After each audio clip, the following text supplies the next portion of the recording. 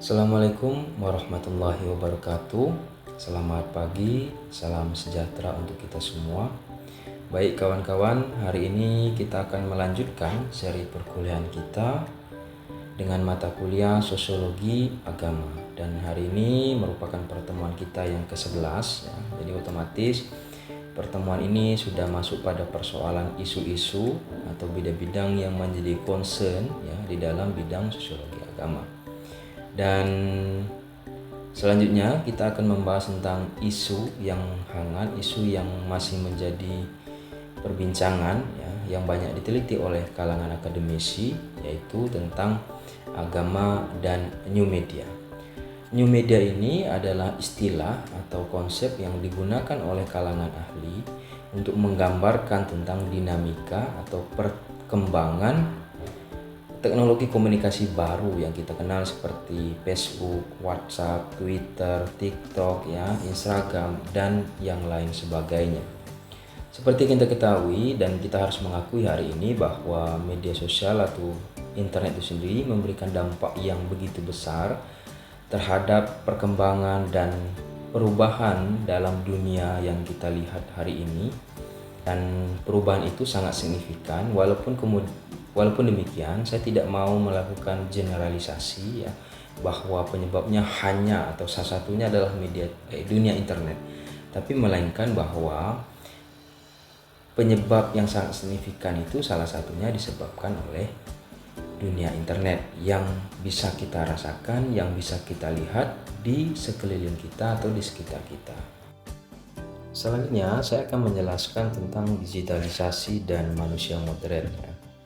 Pertama saya ingin menjelaskan bahwa media atau dunia internet itu telah menjadi bagian tak terpisahkan dari kehidupan manusia modern. Bagaimana bisa begitu? Ya seperti kita lihat bahwa hari ini banyak pengguna ya yang menghabiskan waktu dengan media sosial, berselancar di dunia media sosial ya. Kadang mereka menghabiskan waktu berjam-jam di situ, kemudian bagaimana mereka menjadikan itu sebagai alat komunikasi ya, alat hiburan ya, pembelajaran dan sebagainya. Menurut data ya, orang Indonesia itu menjadi salah satu penikmat media sosial yang paling terbanyak ya. Bisa dibilang bahwa kepemilikan alat komunikasi atau sosial media itu melebihi dari angka populasi masyarakat Indonesia. Artinya bisa dikatakan bahwa satu orang itu bisa memiliki alat komunikasi lebih dari satu, termasuk akun sosmednya. Kedua adalah kita bisa melihat bagaimana perkembangan teknologi ya, membawa perubahan dasar dalam cara manusia berkomunikasi dan mengakses informasi. Dalam konteks akses informasi bisa kita lihat mungkin dulu dalam konteks beragama, mereka mengakses ilmu-ilmu, ide-ide tentang agama itu ya melalui buku, melalui guru-guru sekolah ataupun ustadz-ustadz di kampung mereka yang itu dibatasi oleh geografis. Tapi hari ini mereka bisa mengakses di mana saja, dengan siapapun, dengan kelompok siapapun, dan informasi itu tersebar di mana-mana.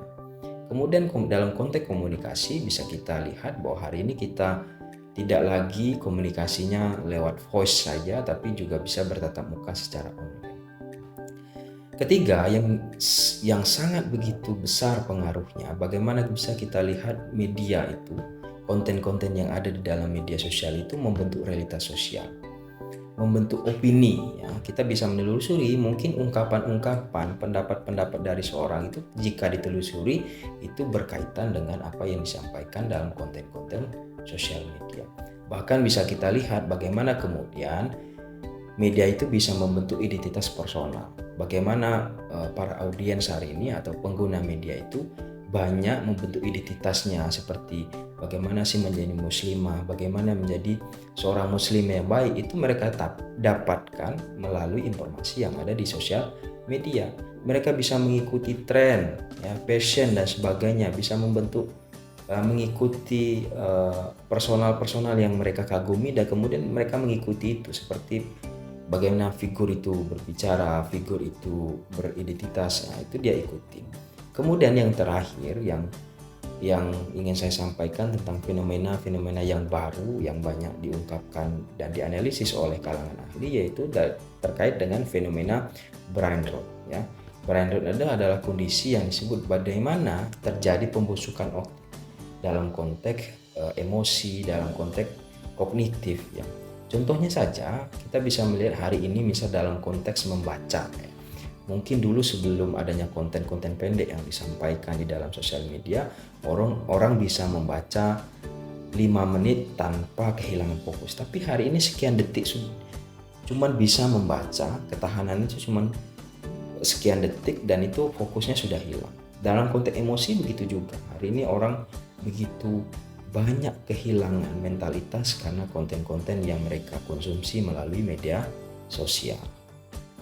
Oke, selanjutnya saya akan menjelaskan penjelasan dan pendampak media terhadap psikologis ya. Kalau tadi saya menjelaskan dalam konteks makro, ini dalam konteks mikro ya. Pertama, saya ingin menjelaskan bahwa bagaimana kemudian keberadaan internet nih atau ruang-ruang maya ini membuat orang lebih berani ya, lebih percaya diri untuk mengekspresikan hal-hal yang mungkin selama ini dilarang dalam konteks sosial budayanya ya. Artinya karena memang dunia maya itu memberi ruang kepada siapapun tanpa ada otoritas ya. Kemudian yang kedua adalah bagaimana kemudian adanya pergeseran dalam konteks memproduksi informasi ya, unggahan kita itu, yaitu terutama dalam konteks viral ya. Jadi dalam konteks etika itu sudah mulai terlupakan. Mereka lebih mementingkan informasi itu yang penting viral ya, di like orang ya, entah itu nanti informasinya bohong, kurang tepat, itu tidak lagi menjadi substansi dalam memberi berita dan sebagainya. Yang ketiga adalah dalam konteks pencitraan ya kita bisa melihat bahwa dunia maya ini sudah dipenuhi dengan hal-hal yang kontradiktif ya. Bagaimana kita bisa melihat bahwa kebohongan, sesuatu yang tidak sesuai dengan fakta itu sudah menjadi biasa. Yang keempat, nah ini yang menjadi bagaimana kemudian mentalitas kita, emosi kita itu yaitu hanya terbentuk karena proses like, share, dan love and comment ya. Artinya kita itu akan tertarik pada sesuatu yang kalau konten kita di like ya, dikasih love oleh pengguna yang lainnya, tapi sebaliknya ya emosi kita akan terganggu kalau kemudian konten yang kita buat itu atau status yang kita buat itu tidak lagi dikasih love, like ya. Artinya kan mood kita begitu cepat, artinya mood kita itu tergantung dengan bagaimana media sosial. Kemudian dampak yang terakhir yang saya sampaikan, inilah yang menjadi problematisnya hari ini, mungkin dalam konteks akademisi ya atau akademik mahasiswa, bagaimana kemudian hari ini bahwa tidak adanya generasi Z, generasi hari ini atau generasi digital itu cenderung tak punya acuan waktu. Artinya banyak waktu-waktu produktif yang seharusnya dimanfaatkan tapi itu menjadi kacau ya. Waktu-waktu sudah terbuang dengan sendirinya, tidak ada lagi prioritas terhadap waktu-waktu yang produktif. Selanjutnya kita akan membahas tentang dampak agama dari media. Setelah tadi kita membahas tentang secara sosial politiknya, psikologis, nah sekarang kita masuk pada persoalan agamanya.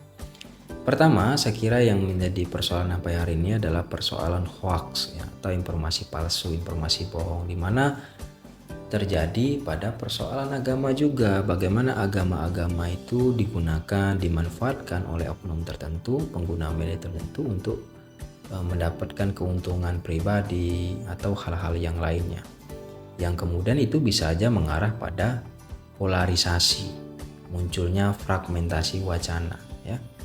Nah, yang penting juga fenomena yang lain saya kira yang menjadi krusial dalam konteks agama dan media itu adalah fenomena echo chamber ya. Nah, polarisasi itu akan menjadi konflik kalau perihal echo chamber ini terjadi, yaitu di mana kita dengan logika media itu mempetakan kita berdasarkan kelompok-kelompok tertentu. Karena memang logika media itu membuat kita kalau tidak pintar bermain media, kita akan terkotak-kotakkan. Karena sistemnya itu adalah algoritma, artinya dia akan memberi informasi yang kita cari tahu, yang akan ada di beranda media kita itu berdasarkan historis digital kita. Kalau kita sering mengakses, misalnya dalam konteks Ustadz, ya Ustadz Abdul Somad, maka banyak informasi terkait itu dengan Ustadz itu, dari sisi Ustadz itu. Nah, kalau ini tidak dilakukan secara baik, maka kita akan terkotak-kotakan. Seperti yang pernah terjadi di tahun 2019 pada pemilihan presiden, bagaimana kita dikotakkan menjadi dua kubu. Ya, misal di tahun sebelumnya juga pada pemilihan presiden kita lihat kita dipecahkan menjadi dua kelompok saja, dan itu menggambarkan polarisasi dan konflik sosial yang sampai hari ini masih terjadi. Selanjutnya adalah fenomena radikalisme, ya kawan-kawan. Bagaimana hari ini dengan kecanggihan dan kemudahan yang ditawarkan oleh media sosial, dengan adanya cukup klik satu kali sudah tersebar ya kepada seluruh dunia, adanya propaganda. Ya, propaganda isu-isu radikalisme yang itu masih banyak ditemukan di sosial media sosial kita. Narasi-narasi radikal dan terorisme. Kita pernah melihat misal di tahun berapa itu banyak orang Indonesia ingin ke Suriah karena adanya dorongan atau informasi yang ditemukan di sosial media.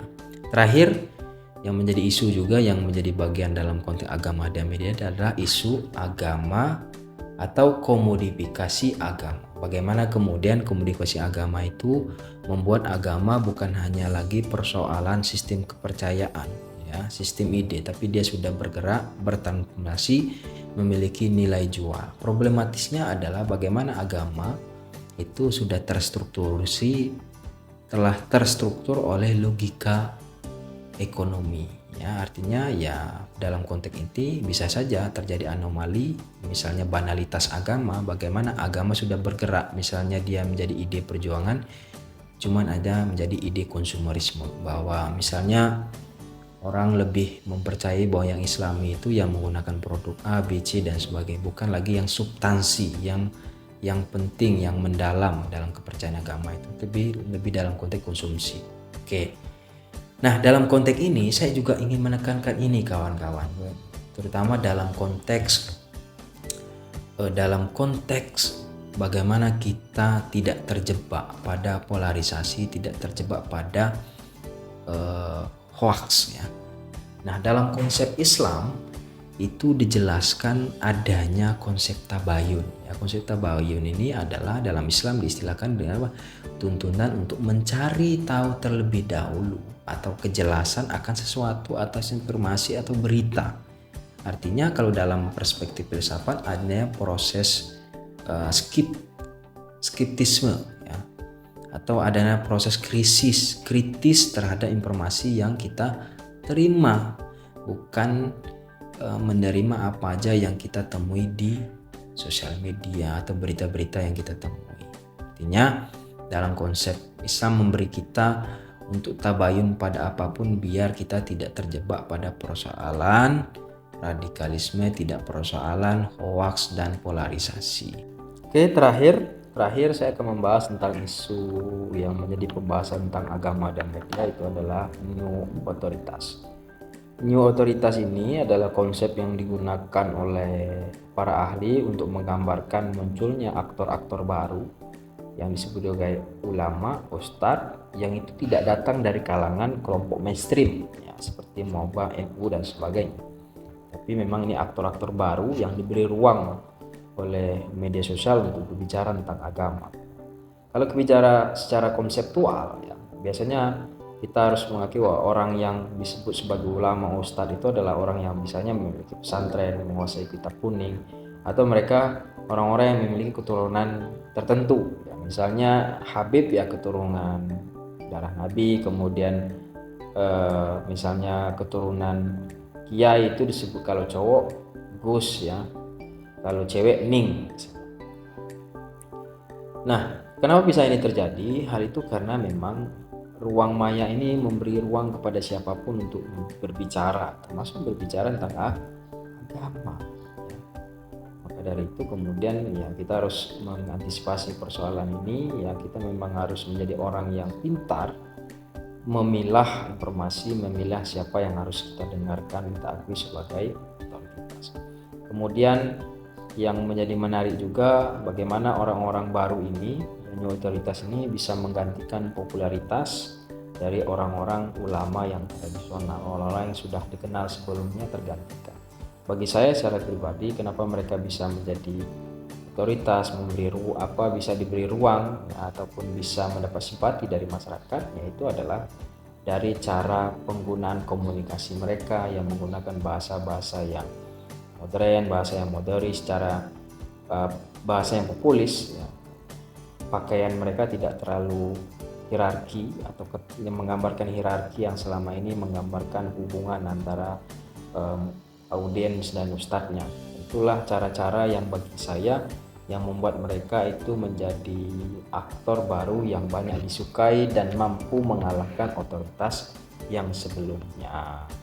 Oke, itu kawan-kawan yang bisa saya sampaikan hari ini terkait dengan pembahasan kita tentang new media dan agama.